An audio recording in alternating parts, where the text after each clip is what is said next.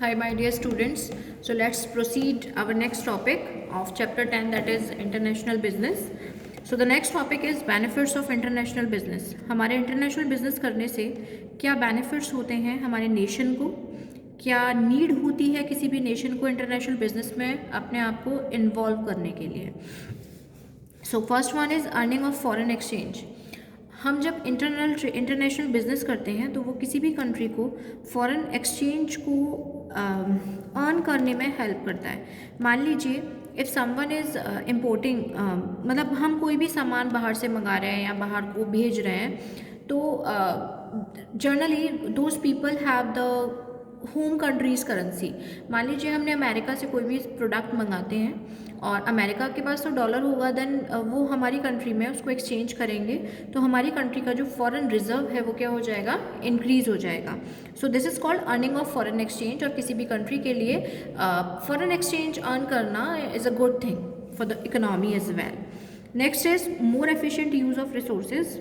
अगर हमारे यहाँ हम इंटरनेशनल बिजनेस करते हैं, आपको पता है, मैं आपको पहले भी बता चुकी हूँ कि कोई भी कंट्री अपने नेचुरल रिसोर्सेज में सफिशेंट इनफ नहीं होती है. Means every nation is not having sufficient natural resources और resources available to meet the demand for their people, right. So to reduce this complexity, to overcome this problem I should say, एक country को दूसरी country से सामान लेना ही पड़ता है, right. तो इसलिए क्या होता है, अगर हमारी कंट्री में किसी चीज़ की कमी है तो हम बाहर की कंट्री से ले सकते हैं.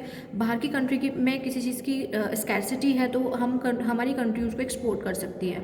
इससे क्या होगा, हमारे जो रिसोर्सेज हैं वो बेस्ट पॉसिबल मैनर में यूटिलाइज होंगे.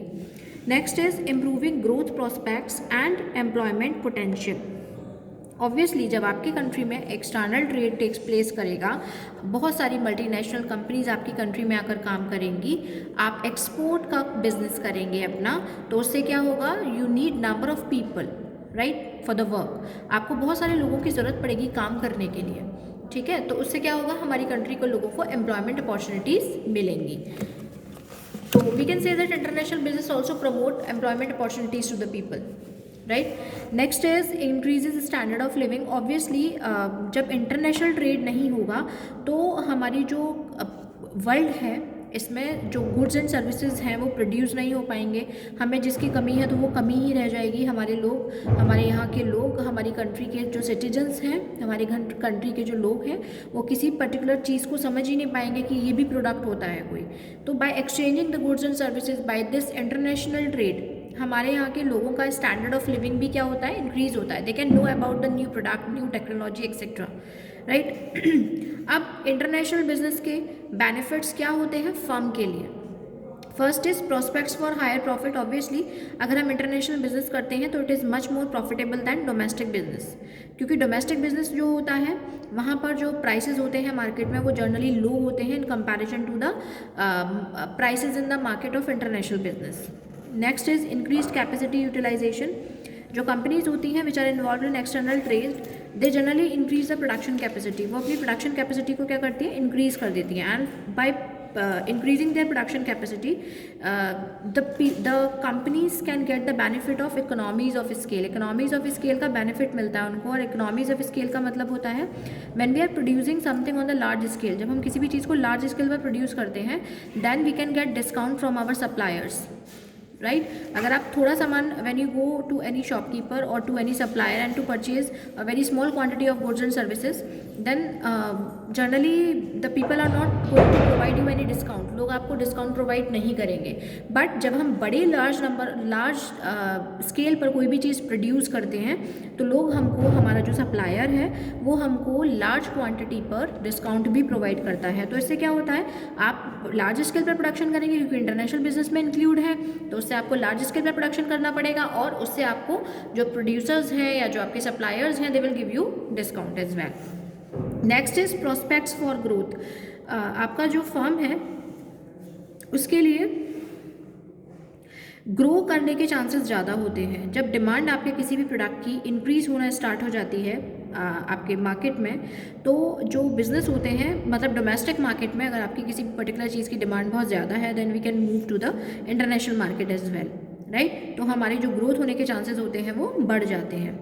Way out from intense competition in the domestic market, जो आपका डोमेस्टिक मार्केट होता है, इस मार्केट में कंपटीशन तो होता ही है, मान लीजिए आपके और जब हम कंपटीशन फेस करते हैं देन वी वांट कि we should have to provide good quality product to our competitors, ठीक है। हम अपने कॉम्पिटिटर से अपना प्रोडक्ट कंपेयर करने लग जाते हैं and we just want to provide much more better quality, much more better technology in comparison to our competitor, right.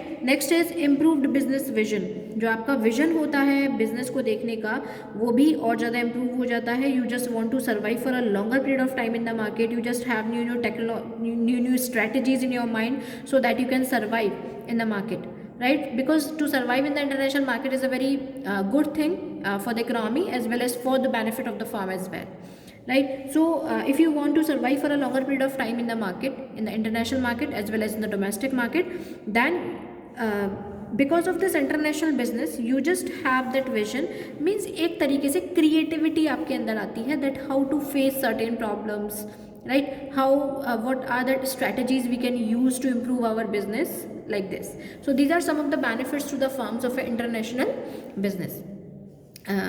तो इसके बाद हमारा एक ही टॉपिक बचता है, बाकी के जो हमारे टॉपिक्स हैं, mode of entering into international business, export procedure और इम्पोर्ट प्रोसीजर बेसिकली यहाँ पर आपको पढ़ाया जाता है, but according to the 30% reduction in the syllabus तो ये आपका कट चुका है।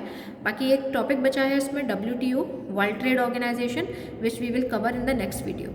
Till then good bye.